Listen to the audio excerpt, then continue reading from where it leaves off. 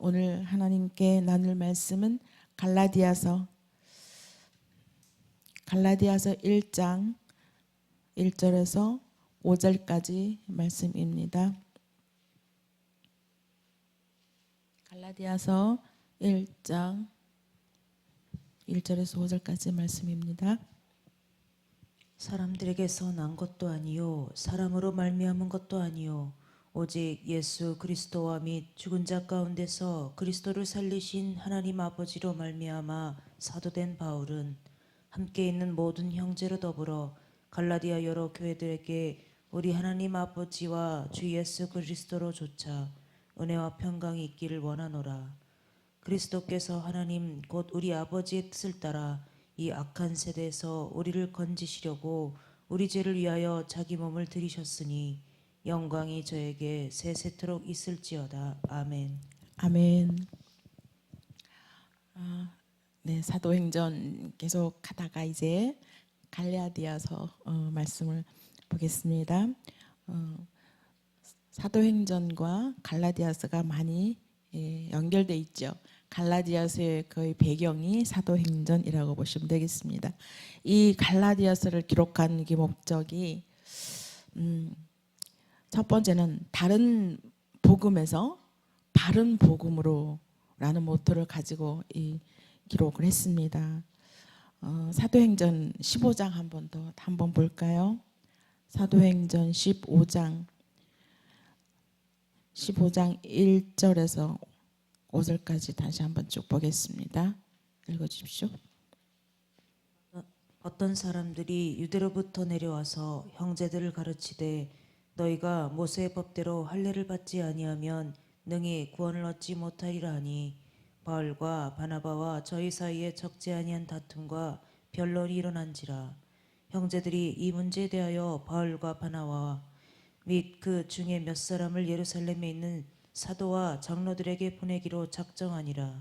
저희가 교회의 전송을 받고 베니게와 사마리아로 다녀가며 이방인들의 주께 돌아온 일을 말하여 형제들을 다 크게 기쁘게 하더라. 예루살렘에 이르러 교회와 사도와 장로들에게 영접을 받고 하나님이 자기들과 함께 계셔 행하신 모든 일을 말하며 바리새파 중에 믿는 어떤 사람들이 일어나 말하되 이방인에게 할례 주고 모세의 율법을 지키라 명하는 것이 마땅하다 하니라. 네, 이 갈라디아서의 배경이 바로 이 사도행전이라고 말씀했는데요. 이 갈라디아서는 그리스도인의 자유의 대헌장이다라고 말할 수 있고요. 그 종교 개혁의 성명서이기도 합니다. 그리고 개신교의 모퉁이 돌이다라고 이렇게 갈라디아서를 이렇게 표현하고 있습니다. 이 배경이 제가 금방 말씀드렸습니다. 역사적 배경이 바로 그 백그라운드가 사도행전이고요. 이 사도행전에서 굉장히 중요한 큰 문제가 하나 있죠. 분기점이 될 수 있는 그런 장이 바로 사도행전 13장에 있습니다. 안디옥에 가서 안디옥 교회에서 선교사를 파견했죠. 최초의 선교사를 파견하게 되는데요. 바나바와 바울이 선교사로 파견되는 일이 일어났죠. 그 바나바와 쭉 선교사 파견하는 제자 선교사들 나열했는데 그 중에 바울이 맨 꼴찌고 바나바가 맨 앞에 이름이 왔다고 했죠. 근데 그 이름의 순서가 가나다 순, 뭐 이렇게 나이 순 이렇게 아니라 가장 영향력 있는 사람의 순서대로 나열을 했다고 말씀드렸습니다. 그래서 바나바와 쉽게 말해서 1등과 꼴찌가 선교사로 파견되어서 나가는 일이었습니다.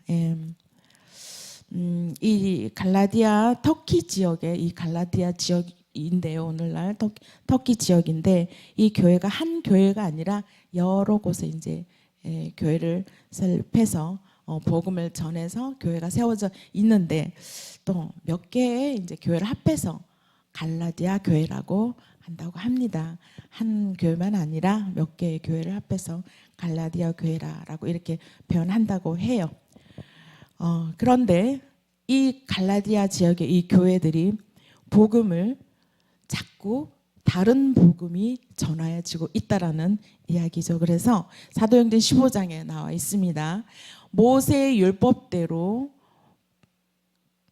쭉 이야기하는 거죠. 근데 이상하다 싶었더니 바울은 이렇게 얘기하지 않았는데 이상한 생각이 드는 거죠. 그래서 바울 선생님은 뭐 그냥 율법으로 구원을 받는다 이런 얘기를 반대 얘기를 점점 갈수록 말씀이 변질되는 일들이 일어나서 전쟁이 일어나기 시작합니다. 신학적 전쟁, 논쟁이 일어난다고 2절에 나와 있잖아요. 서로 막 종교의 다툼, 논쟁이 일어나고 있습니다.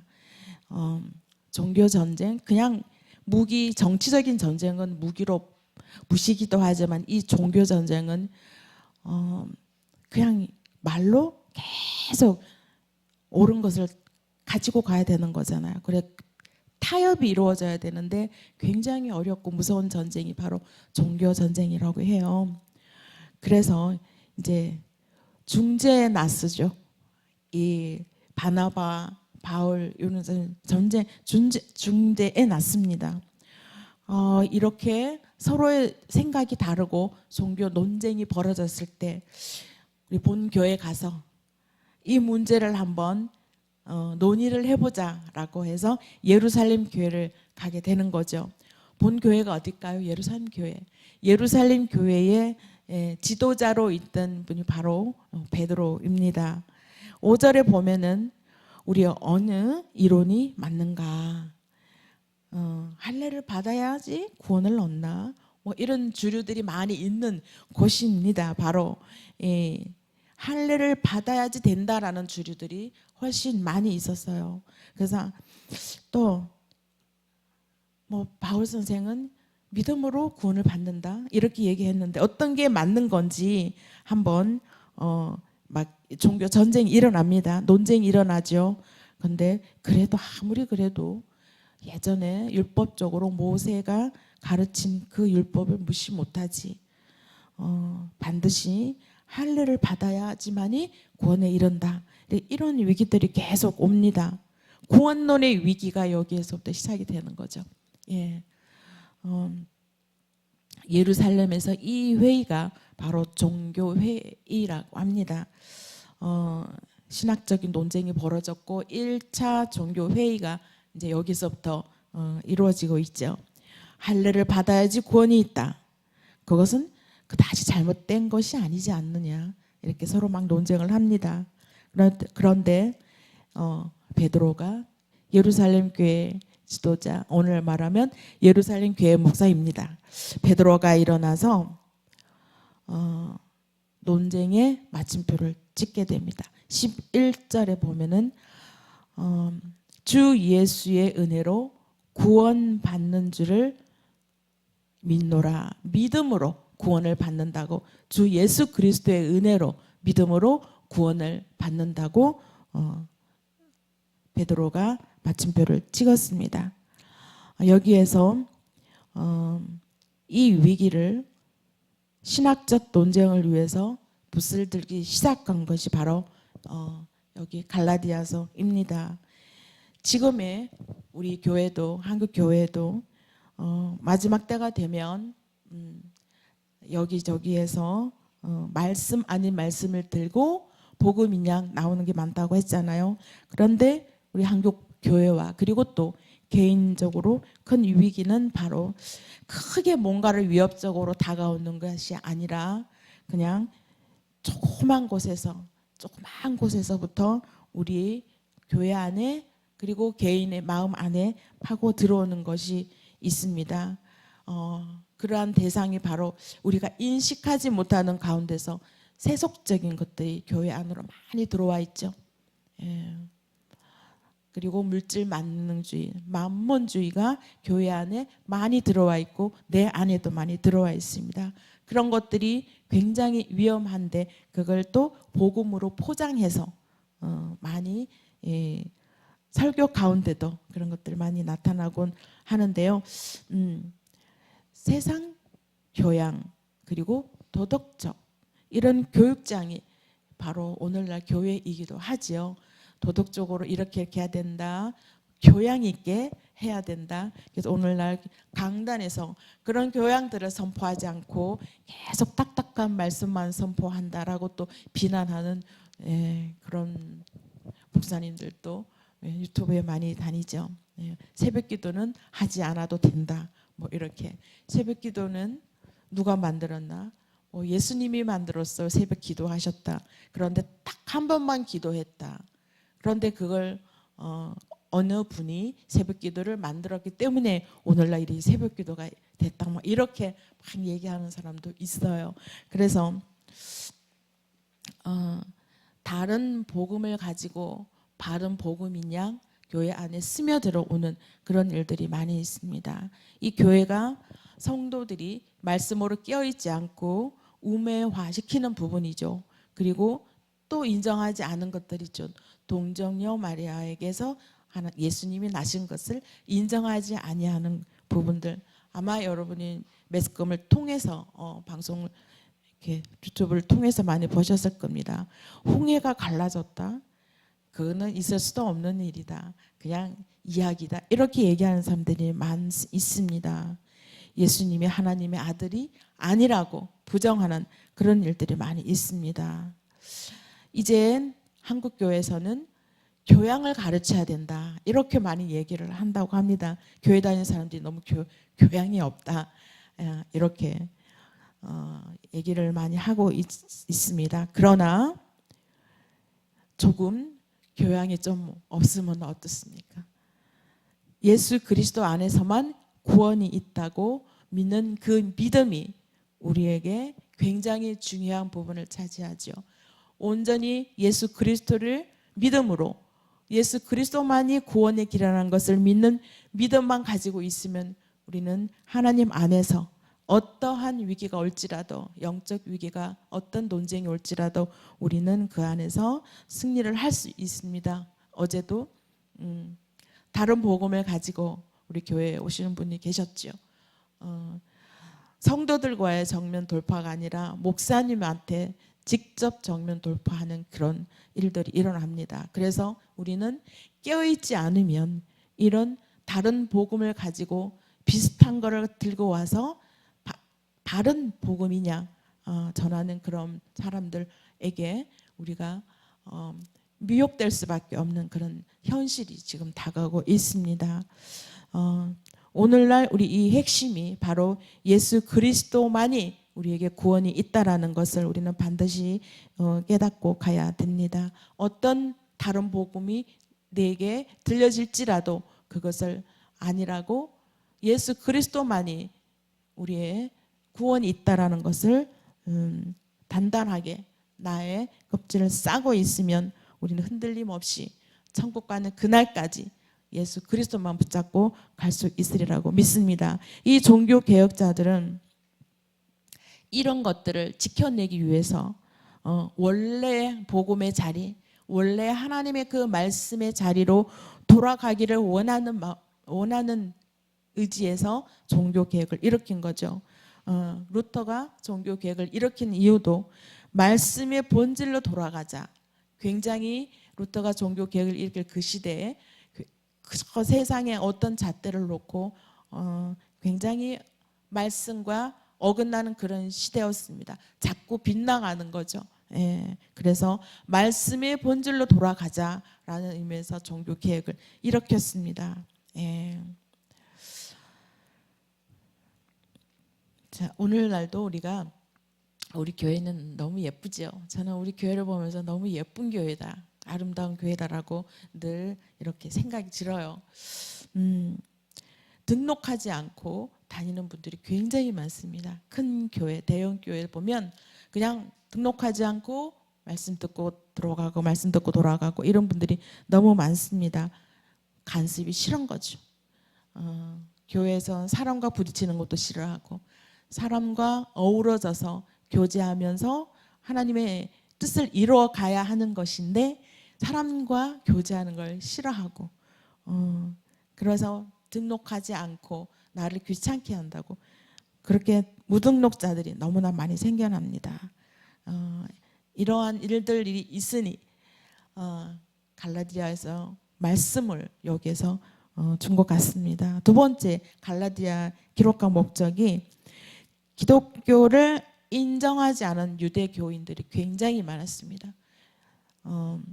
예수 그리스도가 메시아라는 걸 인정하지 않지요. 지금도 유대 교회는 인정하지 않습니다.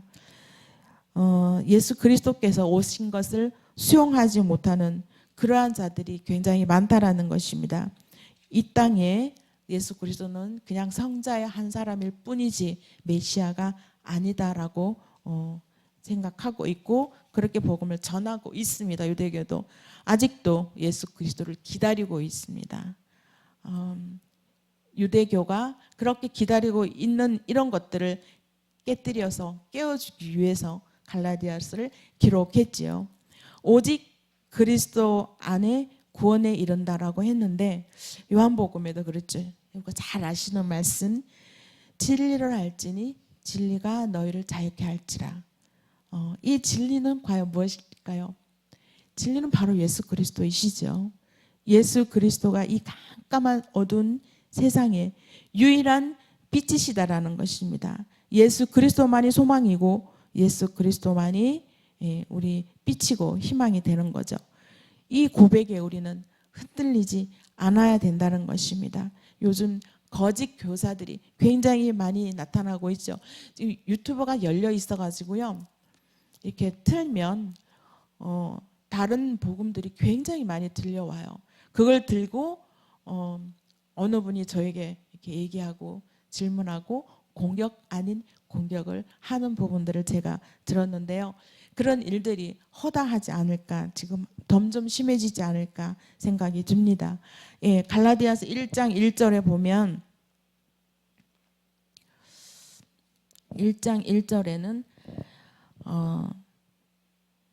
이 사도 바울을 사도권을 인정하지 않았습니다. 그 유대인들이 사도 바울이 유대인들을 많이 핍박했잖아요. 그래서 아직도 이 사도 바울은 인정하지 않고 사도로 인정하지 않고 있습니다. 그래서 이 사도 바울은 나도 사도이다라고 인정받고 싶어서 이야기하는 것들이 많습니다. 여기 사람들에게 난 것 아니요. 여기 나온 나 바울은 사도된 나 바울은 아버지로 말미암아 사도된 나 바울은 함께 모든 형제와 더불어 갈리아 교회 이렇게 얘기를 한 거. 나 바울, 사도된 나 바울 이렇게 계속 얘기를 합니다. 그 안에 수식어가 들어가는 거죠. 인정받으려고 수식어를 많이 사용한 것을 볼 수 있어요. 그렇게 핍박받은 이 사도 바울이 정말 그럴까? 이렇게 강하게 핍박이 오고 인정을 하지 않았을 때 사도 바울은 꼭 쓰는 단어가 사도된 나 바울을 이렇게 꼭 얘기합니다. 자기 사도의 이 권위가 무너지면 이 갈라디아 이 교회에서 전했던 그 복음들이 함께 무너지게 되기 때문에 항상 사도권을 많이 강조했습니다. 영적 공격, 사도권을 많이 공격했을 때 사용하는 이 바울이었습니다.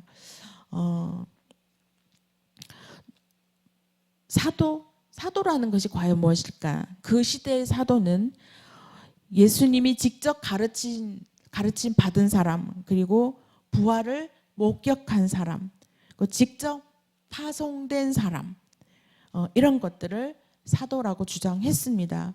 그래서 사도 바울은 여기에서 전격적으로 미달되었다라고 유대 교인들이 여겼지요.